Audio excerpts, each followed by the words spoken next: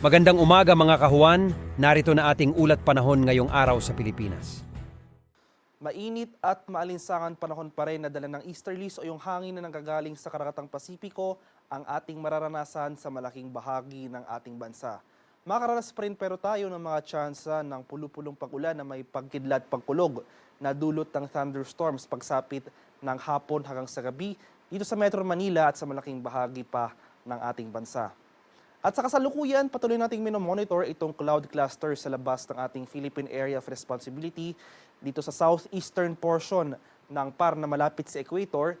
Hindi natin tinatanggal yung posibilidad na may mamuong weather disturbance or low pressure area sa nabanggit na lugar later in the week. At hindi rin natin tinatanggal yung tsansa ng nasabing weather disturbance na ito na posibleng mamuo na pumasok ng ating Philippine Area of Responsibility early next week. Gayunpaman, wala pa rin tayo inaasahang weather disturbance o bagyo na maaring makaapekto sa ating bansa at least for the next 3 to 5 days. Para naman sa magiging lagay ng ating panahon ngayong araw dito sa Luzon, inasan pa rin natin itong pangkalahatang maaliwalas sa panahon.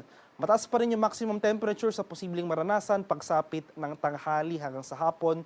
Pagsapit naman ng hapon hanggang sa gabi o late afternoon to evening, asahan natin yung mataas sa tsansa ng thunderstorm activity especially dito sa mga eastern provinces ng Luzon area. Maximum temperature forecast para sa Lawag ngayong araw, posibleng umabot ng 34 degrees Celsius. 37 degrees naman dito sa area ng Tuguegarao at 26 degrees Celsius sa area ng Baguio City. Dito sa Metro Manila, maximum temperature ngayong araw, posibleng pumalo ng 35 degrees Celsius. 32 degrees naman dito sa area ng Tagaytay at 33 degrees Celsius sa bahagi ng Legazpi City. Dito naman sa mga areas ng Palawan, Visayas at Mindanao, magpapatuloy rin itong bahagyang maulap hanggang sa maulap na papawirin na may mga tsansa ng biglaan at panandaliang buhos ng ulan na dulot ng thunderstorms pagsapit ng hapon hanggang sa gabi. At ngayong madaling araw pa lamang may mga naitala na tayong thunderstorm activity. Ito yung mga panandaliang pag-ulan sa ilang areas ng Central Visayas. Panandalian lamang yung mga pag-ulan na ito, so inaasahan natin later in the day mas magiging maaliwala sa panahon na ang ating mararanasan sa nabanggit na lugar.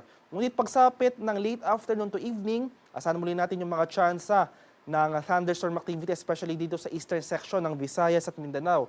So sa mga rehiyon yan ng Eastern Visayas, Caraga at Davao Region, asahan natin yung mataas sa tsansa ng biglaan at panandaliang buhos ng ulan na dulot ng thunderstorms mamayang hapon hanggang sa gabi.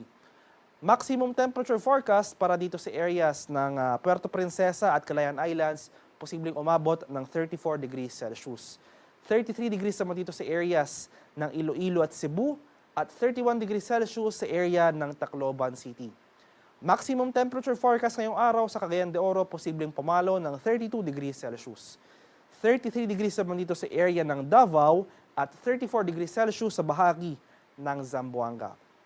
Sa kalagayan ating karagatan, sa kasalukuyan, wala pa rin nakataas na gale warning sa anumang baybay na ating kapuluan at banayad hanggang sa tamtamang pag-alon ating mararanasan sa malaking bahagi ng ating bansa. Ngunit iba yung pag-iingat pa rin sa ating mga kababayan na maglalayag sapagkat kung meron tayong offshore thunderstorm activity, ito yung mga pag-ulan sa ating mga dagat baybayin, asahan natin ang posibleng malalakas na hangin, kaakibat nito ang bahagyang pagtaas ng ating mga alon. Ang haring araw dito sa Kamaynilaan ay sisikat mamayang 5:31 ng umaga at lulubog naman mamaya sa katap na 6:15 ng hapon.